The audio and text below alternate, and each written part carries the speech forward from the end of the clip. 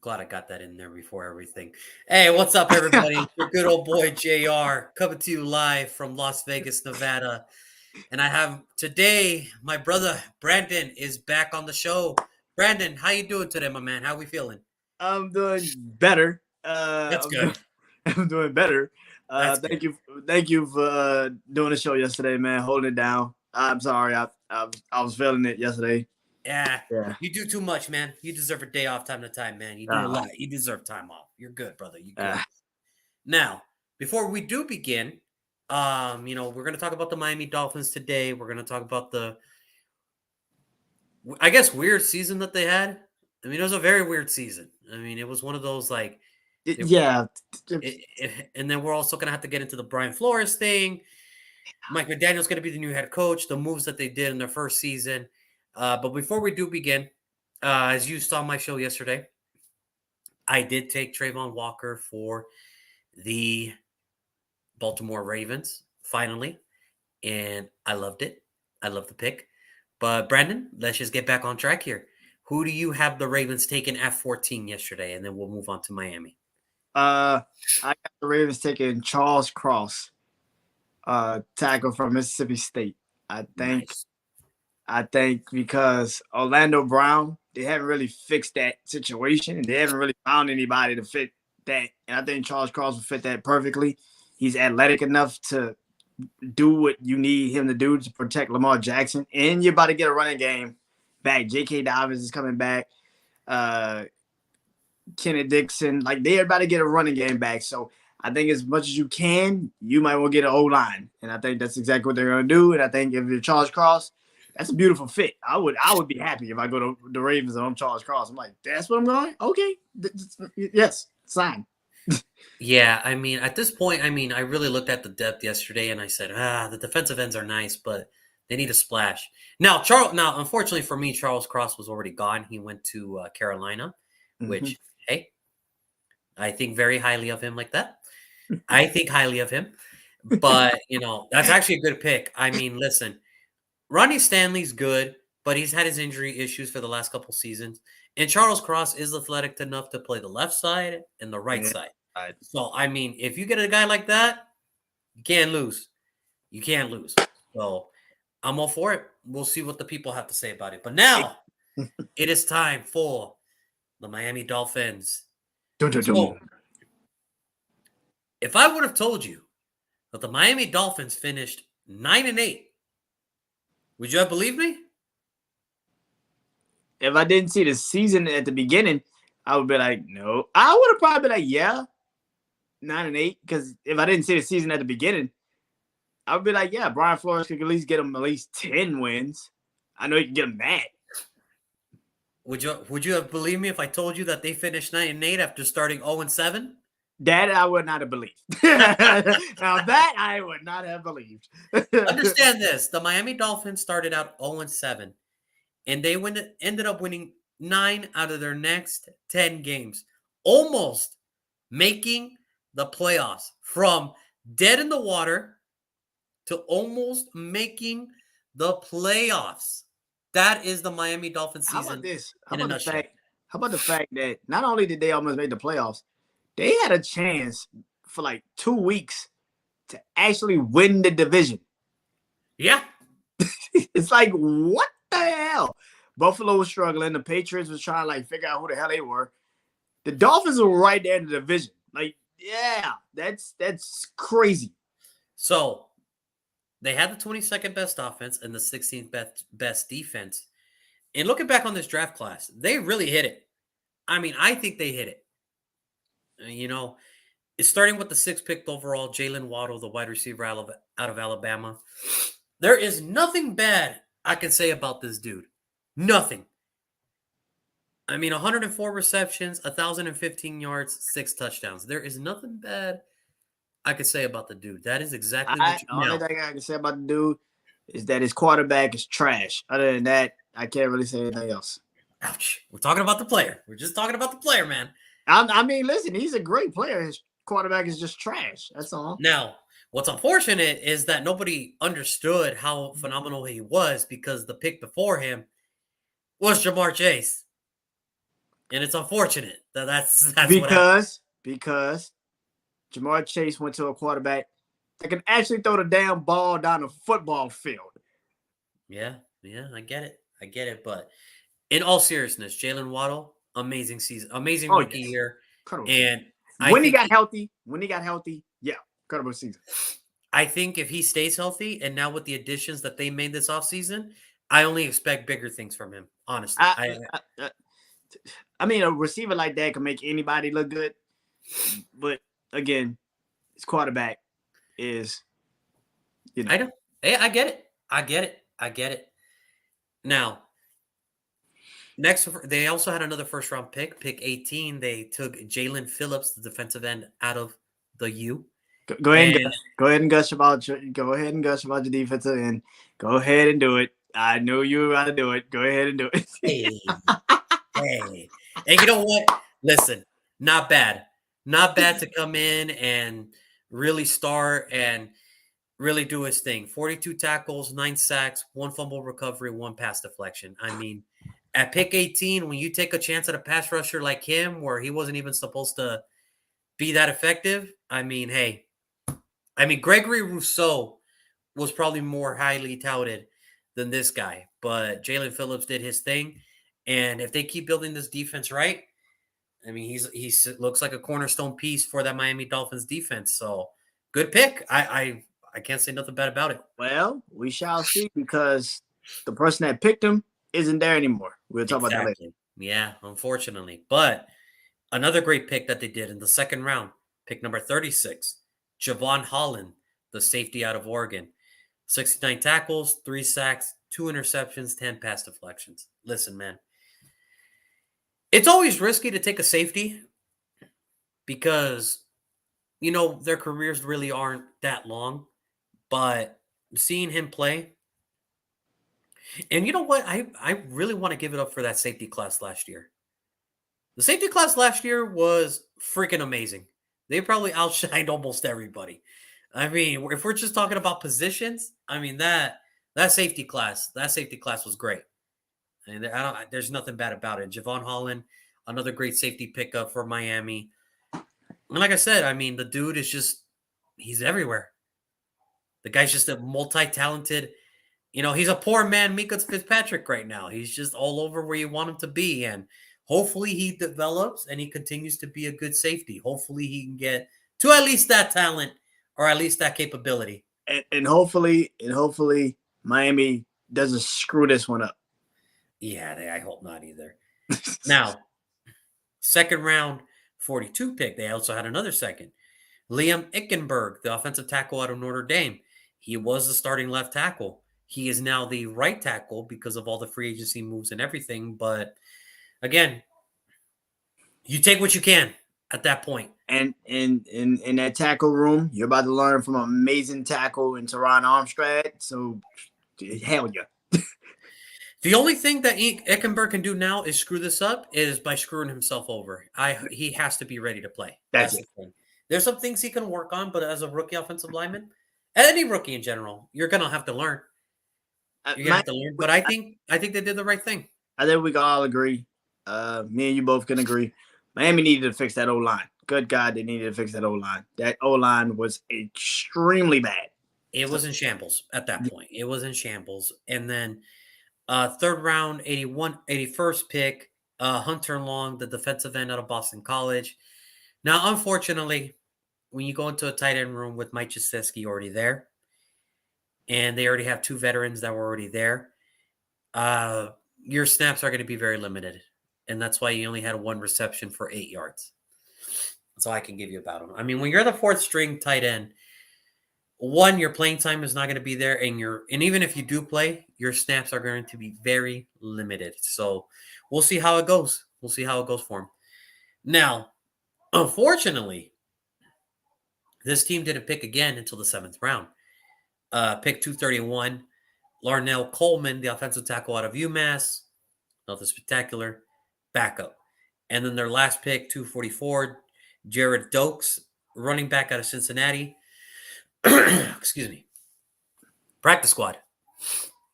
At that point, it is what it is. Sometimes it works, sometimes it doesn't.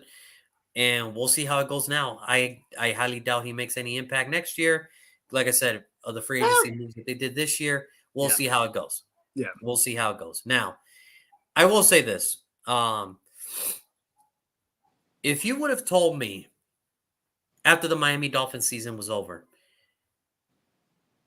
or if I would have told you, Brandon, Brian Flores is going to get fired this year, would you have believed me?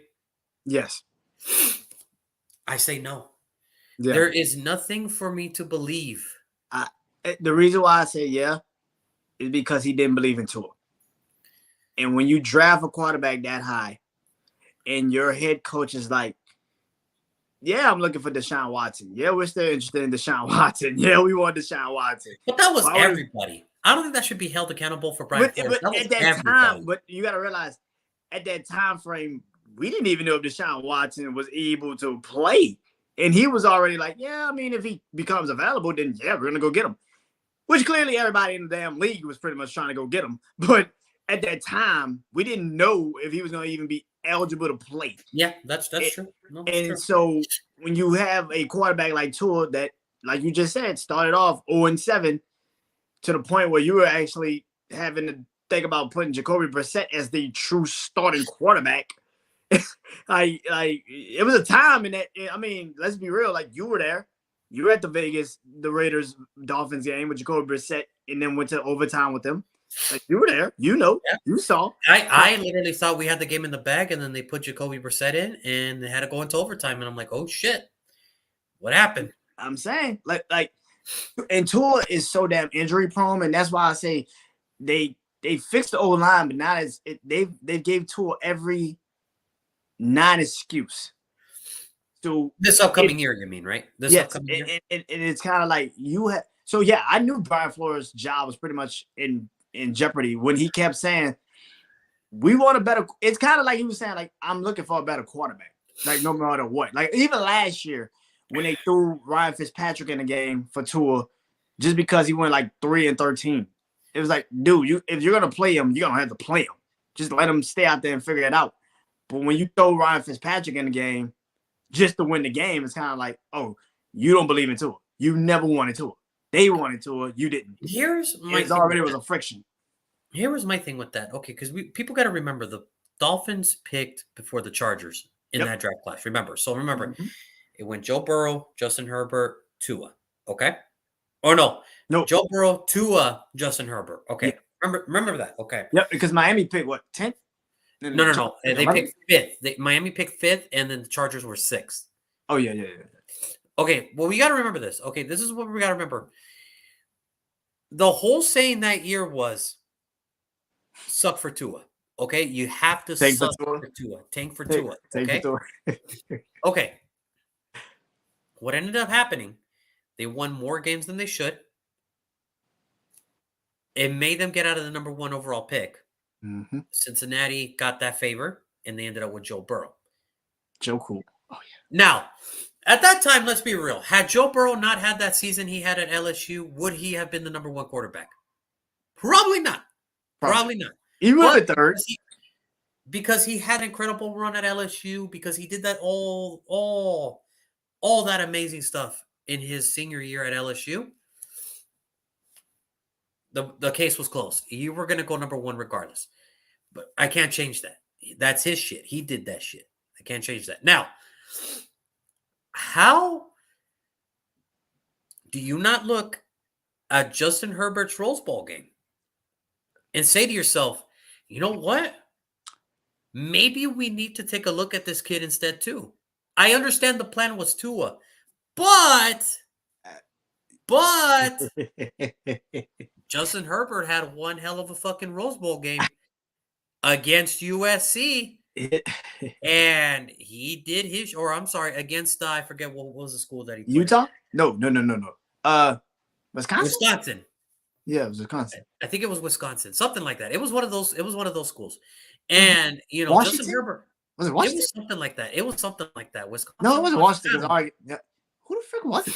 It was somebody from the Big Ten. Somebody. I mean, It I was know it was somebody. somebody from the Big Might have Ten. been I Wisconsin. think it was Wisconsin, but here was my thing with it. Who do you My thing is this: you look at Justin Herbert, you saw the Rose Bowl game. He had of a fucking hell of a Rose Bowl game, and you're not going to sit there and tell me, you know what? Maybe we should talk to these two.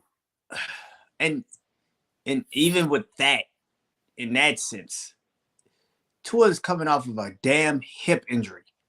Who in the hell would have thought Tua would be even remotely ready for that season? That was sort of my thing. My thing was, okay, if you're going to take Tua, you're going to have to sit him a year because he's going to have to do a hip replacement. Now, remember the first year that Tua was in the league.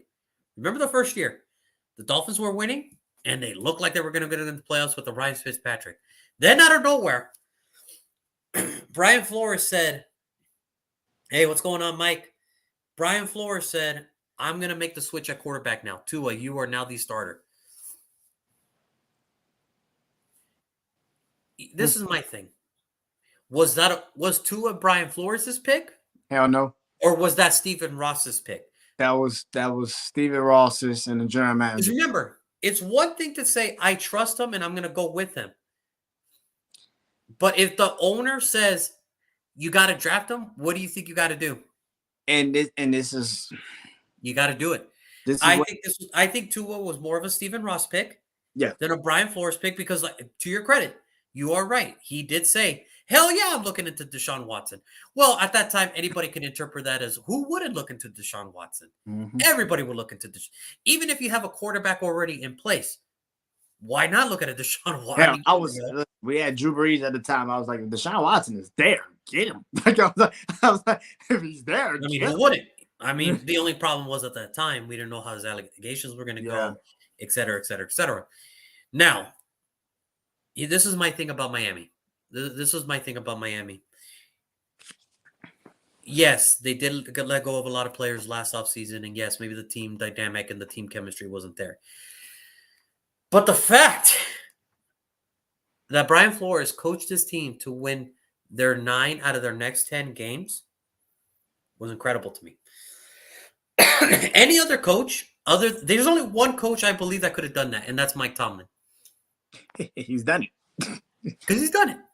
And understand, I didn't even say Bill Belichick.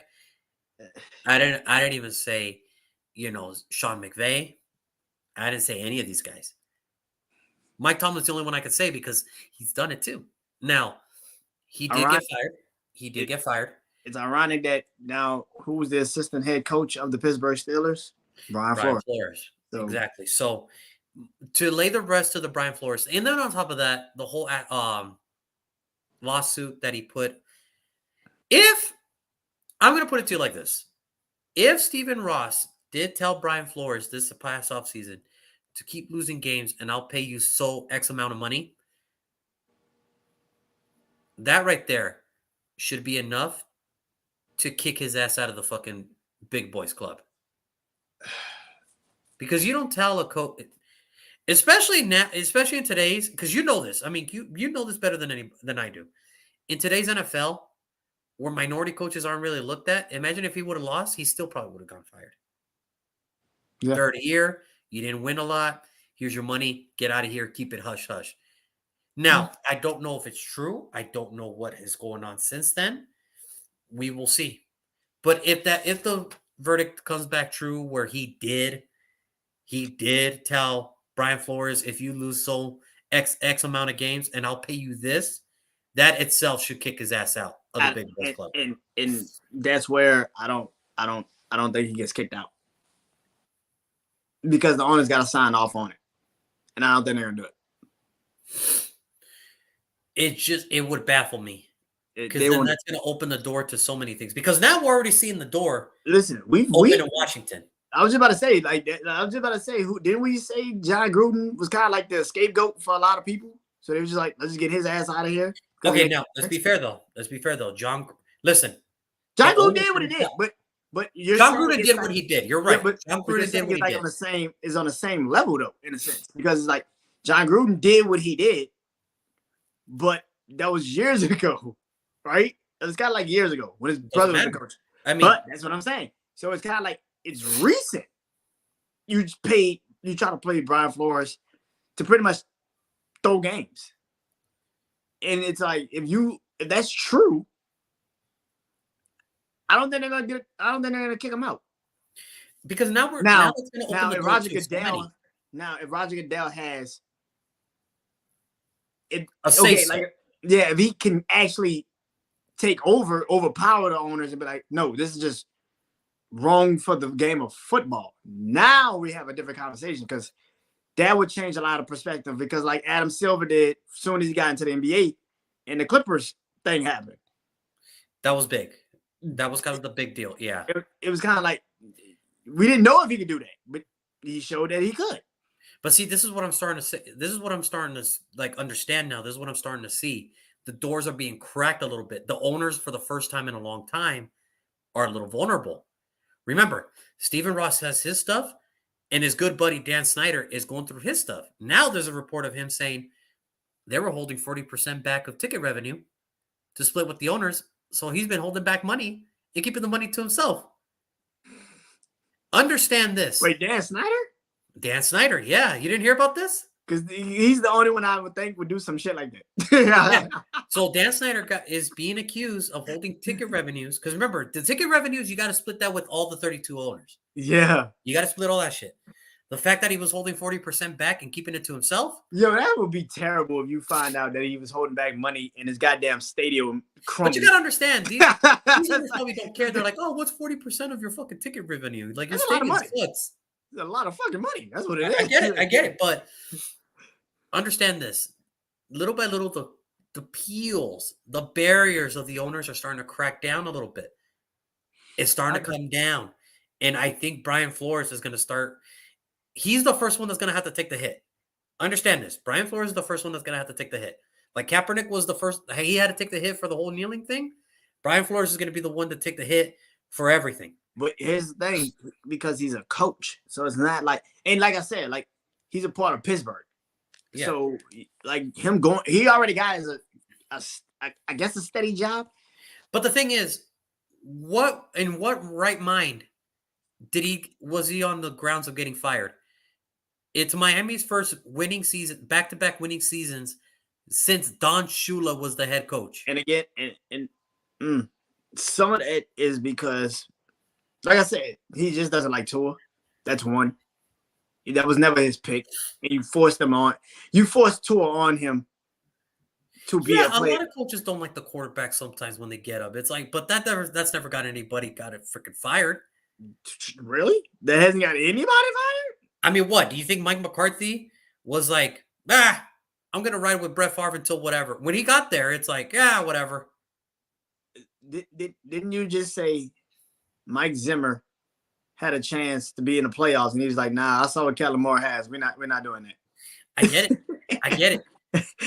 I saw what he had. We're not doing that. We rather ride with Kirk Cousins, and his ass is fired now. So I'm just saying. I get it, but to me, this is different. Minnesota hasn't won anything since then. Miami Dolphins finally had winning seasons back-to-back for the first time since the Don Shula era. And you're telling me that you're going to fire him because of a quarterback dispute? Yeah.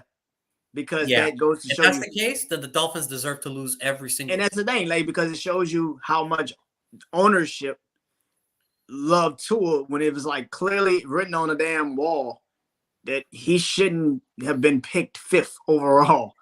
Now, I you know what? I do take that statement back because there was another coach, and I can't believe it passed my mind. What's his name from Ole Miss? Lane Kiffin. Lane Kiffin. He told Al Davis to his face, "I hate Joe Marcus Russell. I rather want Calvin Johnson," and his ass was fired 3 weeks later. So I get it. He was right though. I mean, he was right though. Like, let's be real. He was right. Let's be real for like 2 seconds. He was right. All right, like he was right. So we'll see how this goes for Brian Flores. I can understand he was wrong. He was right. I mean, look, I get it, and we could always talk about the Jamarcus Russell stories because those stories are legendary. Think about that. Oh my God. Oh, I'm sorry, Juan. I was about to say, think about that situation, but then you would have had to relive what the hell happened. Oh, I lived through it all, man. You kidding me? You kidding me? Like it was. Oh my God, Jamarcus Russell went to Detroit. They'd be so far back, farther than what they were. Don't even do that to them. Don't even do that. That would be so bad. But we'll keep up with the whole Brian Flores thing, and hopefully, some light comes out that something is up and everything. Whether it's true or not, we'll see. Like you said, he's going to take a hit regardless because of which it kind But of. I appreciate Mike Tomlin for sticking out for him. Which puts now microscope on Mike Tomlin in a sense, because if they have a losing season, what happens? Well, I mean, Steeler fans have been wanting to. I mean, oh no, we haven't. Okay, are we gonna say it's Steeler fans, or do we say it's like these bandwagon Steeler fans? Probably bandwagon Steeler fans. Oh no, we haven't got double-digit wins. Because if this man comes out there this year and gets them to the playoffs with Mitchell Trubisky or Dwayne Haskins, I don't want to hear shit about him getting fired. Like you can end this. You better not. You better give him a lifetime contract. What the? Understand this. Mike Tomlin is an amazing head coach. He's the only one every year I hear he might be on the hot seat. For what? Fire him. Fire him. I like Dennis Allen, but I will be the first one in New Orleans at the airport to pick up Mike Tomlin and bring him to the goddamn New Orleans Saints facility. Fire him. Please. Yeah, because I cannot believe, like, every year I hear something with Mike Tomlin, which is every year you have a winning season. Every year you have a winning season. Because how can you complain? How can you complain? You got a winning season every year. With Big Ben for the last 2 or 3 years, when we all knew Big Ben was done. He was shot. Understand, Mike Tomlin is the only head coach I know that could be fired tomorrow for breathing wrong.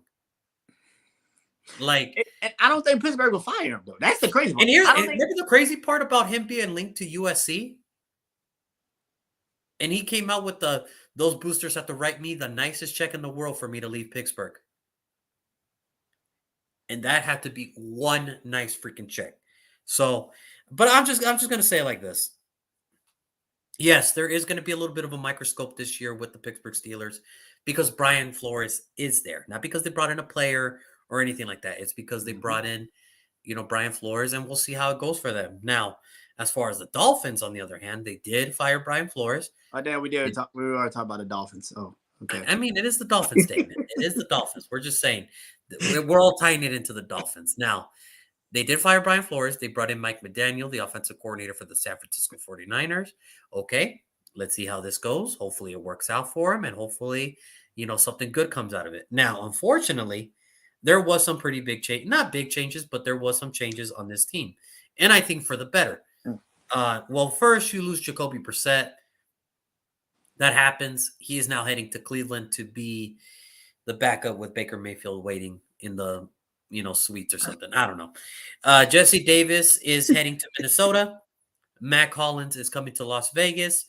Duke Johnson is heading to Buffalo. And Justin Coleman is heading to Seattle. Seattle's the only one that'd be willing to pay him that type of money. Now, as far as arrival time, they did sign some pretty nice names. All right, they did. Teron Armstead, which clearly, when healthy, one of the better left tackles in the game. I don't think that's even a debate. Yeah. Cedric Wilson, the wide receiver from Dallas, the third, the guy, but he's going to come in and he's going to be a nice slot for that team. He's going to come in and be a very nice slot for that team. Then you got Connor Williams, who is also coming from Dallas. He's going to be he's going to be plugged into the guard position right away. Chase Edmond, the running back from Arizona, he is now coming to Miami to compete for that starting job now.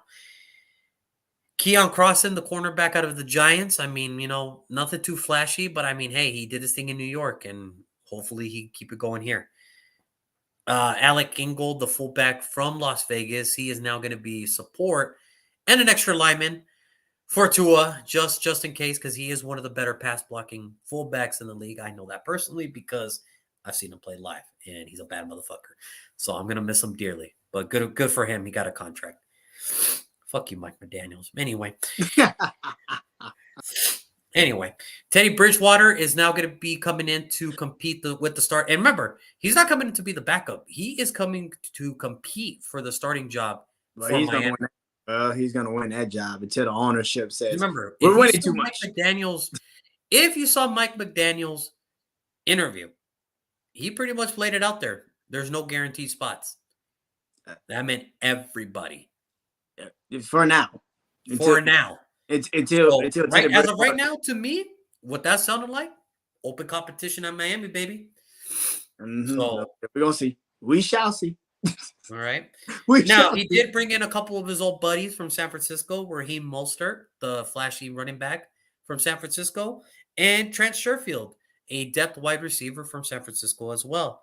And they also, again, unfortunately for Hunter Long, he's still buried in the depth chart because they tagged Jaseski, they re-signed Durrett Smith, the backup tight end, and Brendan Scarlett is coming back as well to be back up to Jalen Phillips for a linebacker position. So all I'm saying is this. And How they much better traded. could this offseason have been for Miami? And, Well, let me tell you, Brandon. There you go. Let me tell you, Brandon. How did they do it? They traded for one of the best wide receivers in the game today. They traded for Tyreek Hill. So this is how it went down. Tyreek Hill talked to the Chiefs because remember, this was his last year on the contract with Kansas City. People don't remember that. This was his last year. Christian Kirk screwed a lot of things up for everybody. Christian Kirk screwed up the wide receiver. Okay. Let me take it back. He reset it. He hit the reset button on the wide receiver market. I think that's a little bit more nicer. No. He hit the reset button. No, I think you said it perfectly. What would you say? What would you say? No, you said it right the first time. He screwed up everybody.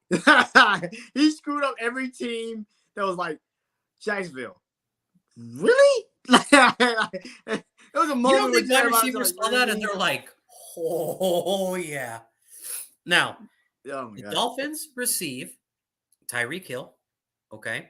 Remember, Tyreek Hill went to them and said, all right, Kansas City, Christian Kirk's getting 23. I want this much. I want X amount. I think he said he wanted, I think this was before the whole Devontae Adams thing. Or no, it was actually the day after Devontae Adams came to the Raiders. He's like, I want a Devontae Adams contract. And Kansas City said, nope. Oof. They told him no. Oof. Why? One man's cap hit and another man's cap hit is almost 70% of the roster. And you really, in a couple years, you're going to be saying, we're trading Travis Kelce because... Kelsey's going to hit the free agency market here soon. So I'm giving Kansas City. That's what I'm saying. Like, in a couple and yes, years, Mike, other people's teams can be blamed for the wide receiver market hike as well. Remember, DeAndre Hopkins started this. A lot of teams started this, okay? A lot of wide receivers. But Christian Kirk was the one that said, oh, shit, he's making 23?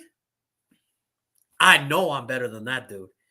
So he called Miami. He called the Jets. Miami offered more.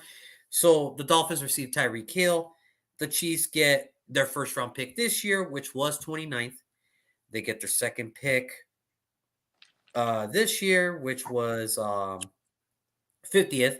They're also going to get their fourth rounder this year. They get their fourth rounder in 2023 and their sixth rounder in 2026. I'm looking at this now. In a kidney, in a lung, a kidney, a lung, a heart transplant. They get a lot. I'm looking at this now. Did the Raiders really give up that much for Devontae Adams now? Hell no. I mean, that was right. That was, you guys did the right thing. You got him immediately. That was amazing. Because if you guys would have waited, y'all would have to sell a team. Dude, that was that bad. But I mean, and I get it. I understand Tyreek Hill. He wants to be paid this X amount because, yeah, he truly believes he is better than so-and-so. Okay, that's fine. And he deserves it. He puts up the numbers every year. He deserves it. Yeah. It just wasn't going to be with Kansas City anymore. You think, okay, here's my question. Do you think trading for Tyreek Hill will actually have an effect on a quarterback battle? I think it will. I think now what it's going to come down to is, one, obviously your offensive line got better. Who's going to see the field better? Who gets a better gripe with the team? Who has better chemistry? And remember, Mike McDaniels is not gonna, or Mike Daniels, whatever, however you say his name, he's not gonna waste any time because he knows he's under scrutiny too. Because if he has a losing season, then it's like, oh well, Brian Flores, had winning back-to-back seasons, and you fired him. Can we fire him more? It's one of those things. Fans don't know what they want until it's gone. That's the thing. That's my thing. And all I can say is I wish him the best. Now, I think Tyreek Hill is going to fit amazing with that team, and I think it's going to make Jalen Waddle's job. Ooh. Who do you think is going to have a better year? Devontae with Carr or Tyreek with Tua and Teddy? Devontae with Carr. I mean, is that a question? That was a question. That's Mike's question. I mean, who do you think is going to have a better year? Who's going to have a better chemistry? Carr or Devontae? Or Tyreek and Tua with Teddy? If you have to put Tua / Teddy, yeah, it's probably not going to work out. It's probably not going to work out, bro. It's like you don't even know who's the starter. I mean, listen, my team ain't nothing to brag about either, but at least I could go into this offseason thinking, okay, I know Carr's going to be my starting quarterback. I don't have to worry about Nick Mullen. I don't have to worry about Nick Mullen or Garrett Gilbert taking the job. It's like, you kind of already started off on a bad foot there. That was so bad.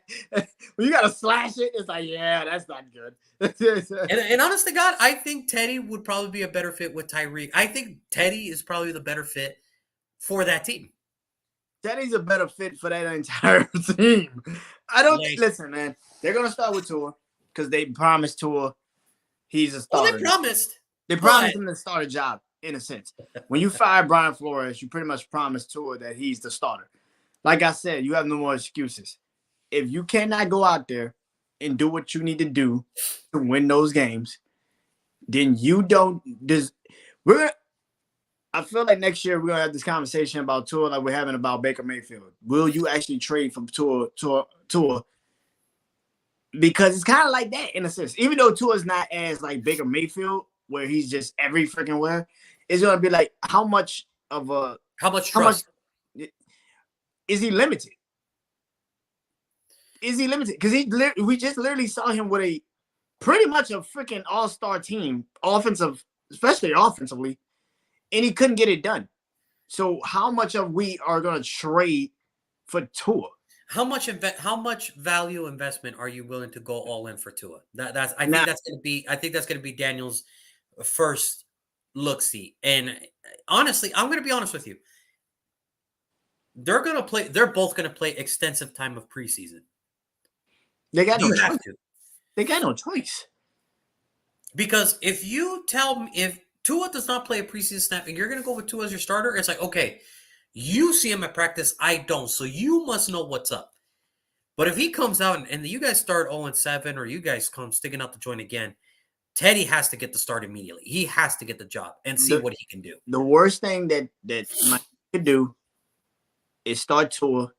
They lose, like really start losing bad, and you put Teddy in there and they start winning.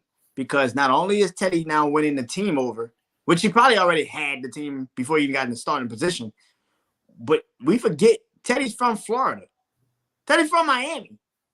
And if he wins, and if he starts winning games there too, Tua's done. You might as well go ahead and trade his ass now. And this is the thing I want people to understand about this whole situation. I'm not going to sit here and say like Buffalo ran away with that division. 2 games. We're talking about a 2-game split. They couldn't beat Buffalo. That was it. They couldn't beat Buffalo. I think the Patriots beat Buffalo once, and that was it. We're talking, ladies and gentlemen, we're talking about a 2-game split in that division. It's not like the Dolphins are off. Didn't the Dolphins beat the Patriots the last game of the season? Yeah, they did. And you still fight. So this is what I'm saying. This is where I'm going to go with again. It's not like the Dolphins are off, but you better hope that they make the right decisions front early, because if they don't, then yeah, the organization deserves a lot of crap. If they have a losing season, it's just like you just said. You're starting now put your head coach that you just brought into a hot seat. And listen, we can act like we've never seen a head coach get fired his first year. That's a lot. We've seen head coaches with a quarterback pretty much get told, we don't need you guys anymore. Just recently, Arizona, Steve Wilkins, Josh Rosen.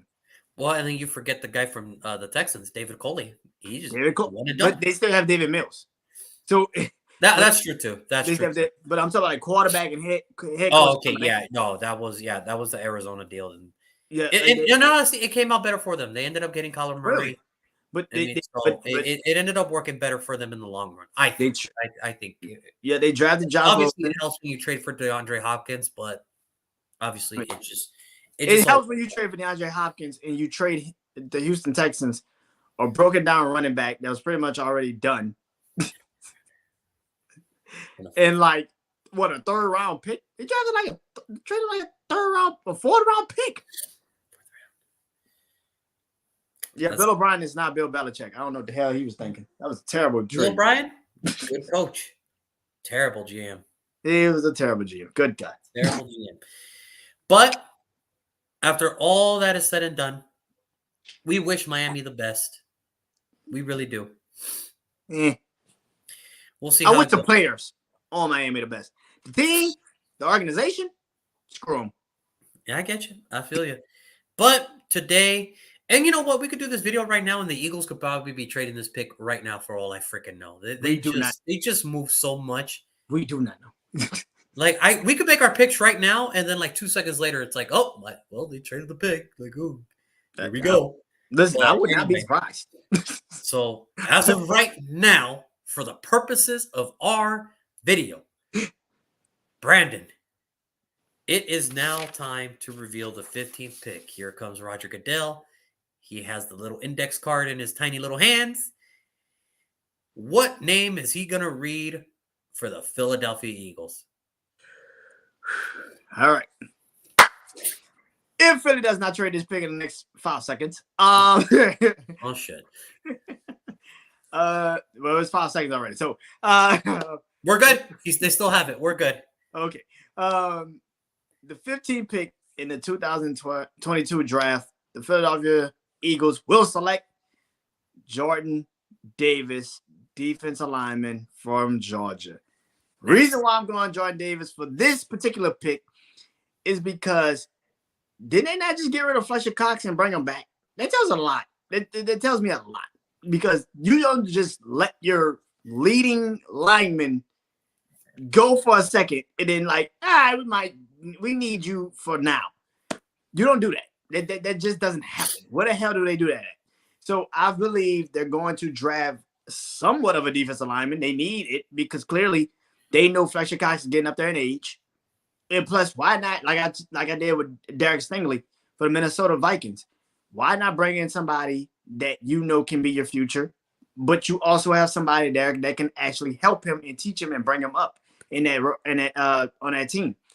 And I think Jordan Davis coming into a Philadelphia organization with still Fletcher Cox there, you're learning from the only veteran on that defense that actually has been there through their championship seasons, but also all their losing seasons, all their almost there seasons. Mm-hmm. So if you can actually go and learn from him, and also you still got Hargrove there, you still got some guys there. So I think he will be in a hell of a fit for the Philadelphia Eagles, and also gives Fletcher Cox some time off in rotation because he needs it. Good God, he needs it. So Jordan Davis is my pick for Philadelphia, and yeah. So obviously, me and you are going to have different picks again because clearly, in my world, Jordan Davis is in Seattle. He's in Seattle, and he's probably already getting a membership card to Starbucks or whatever, Starbucks rewards card or whatever it is. So he's probably got stocks in Starbucks now. They probably gave him stocks in Starbucks. Probably. Now, I will say this. I love the pick for Philadelphia for Jordan Davis too. I think that would be an awesome, because you're right. It would give Fletcher Cox and the man you just mentioned, and he's a really good Taven Bryant. Thank you. Yeah, there you go. I think it would really help their interior defensive line, and start rebuilding that defensive line. Here's my thing with Philadelphia though. seeing what they're doing is telling me a lot because I am now starting to believe that the Philadelphia Eagles are all in on Jalen Hurts. That's what it's looking like to me. They are all in on Jalen Hurts. That's what they should be doing. And after this trade and everything that they did with the Saints and everything, it is imperative to me now. The Philadelphia Eagles are all in on Jalen Hurts, and they're going to give him every opportunity to succeed, which is what they should have done the second, I guess, Carson Wentz went down. There should have never been a question. You don't draft him second round and say, oh, he could be our starter. No, you drafted him for a reason. And you don't take out your so-called franchise quarterback to put a second rounder in there just to see what he's got. That makes no sense. So to me, however, this is the only negative thing I could say about Philadelphia. A good player of theirs did retire this year, Brandon Brooks. Hell of a right guard. Unfortunately, he is retired. And, it sounds like he's not coming back. From the way it sounds like, he says, I did everything I needed to do in my 10-year career. Got a Super Bowl, got multiple Pro Bowls. I got paid. I'm okay. I'm done. I did everything I wanted to do. I'm okay. Which leaves a gaping hole at that right guard position, if you really think about it. So for me, you probably already know where I'm going with this. With the 15th pick in this year's draft, the Philadelphia Eagles select Kenyon Green, offensive guard out of Texas A&M. He's the best offensive guard on the board. And when you have players like that still chilling there, I could have gone anywhere with this pick. Devin Lloyd was an option.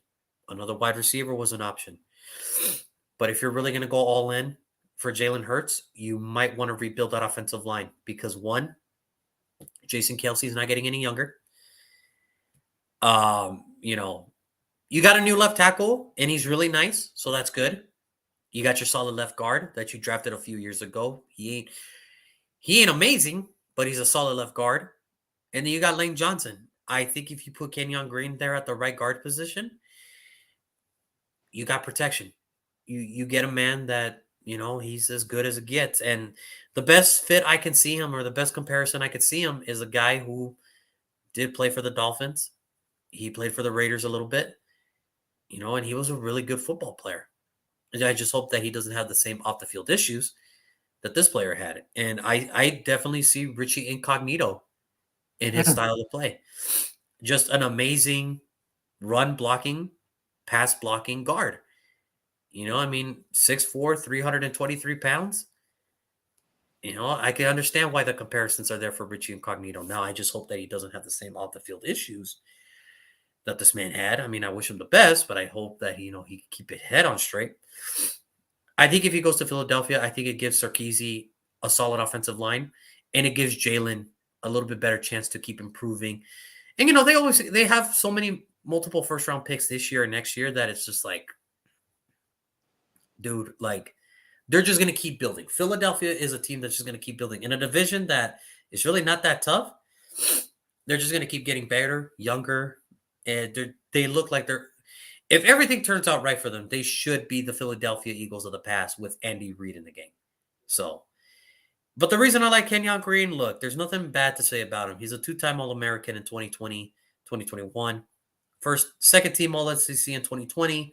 First-team All-SEC in 2021. 5.240. He bench pressed 20 times, 26-inch vertical, broad jump 10 inches 2 feet, 20-yard shuttle 5.1. There's nothing bad I can say about this guy. And he's versatile. He can play right guard. He can play left guard. He's versatile as hell. It's one of those things where for Philadelphia, it's like, what? Brandon Brooks is gone, but he's kind of falling into our lap, and he's probably the best offensive guard in this draft class. So might as well just get him and find your replacement and not feel the effects of Brandon Brooks for a few seasons. Just find his replacement right now. That's why I'm going Kenyon Green from Texas A&M right now. It's a good pick. I'm not going to say it's not a good pick. I think that's O-line help is very important. You just said We don't know how long Jason Kelsey is going to be there. And if you have, Landon Johnson as another one who has had his on and off the field situations kick in. So, yeah, even though, you're like, for the mindset is like, if Landon Johnson could stay healthy in a sense, then yeah, that O-line is pretty solidified. So, yeah, I think that's a hell of a. And people forget for Philadelphia, they were actually the best rushing team easily. in the NFL. Easily. But the problem is they didn't have 1,000-yard rusher, which is kind of weird. Which is weird to me. But I think if you get the best run blocking guard, your run game should still be the same in theory, obviously. But it doesn't hurt to get an offensive guard like him. So that's all I got. So I just because I just don't want Philadelphia to be that team that feels the effects of Brandon Brooks leaving, and it's like, oh man, it's going to be a while before we find his replacement. He's sitting right there. You might as well just grab a hold of him now and just get him while he's there, because somebody else will snatch him up. He's that good. Somebody will snatch him up. So it is what it is. So yeah, those are our picks. So you guys let us know in the comments. Who would you choose? Is it Jordan Davis, the awe-inspiring defensive tackle out of Georgia? Or is it Kenyon Green, the best offensive guard in the draft class? And do you just plug him in, and there's your day one starter for the next 10 to 12 years for Philadelphia? Let us know. But that's going to do it for today's episode. Tomorrow, we got a fun one. Oh, you're going to love this team, Brandon. The Indianapolis Colts. The Indianapolis Colts is tomorrow, but the Saints are going to make the pick. What? Yeah, stupid trades. Stupid trades, yeah. So this is the trade where it was a Carson Wentz deal.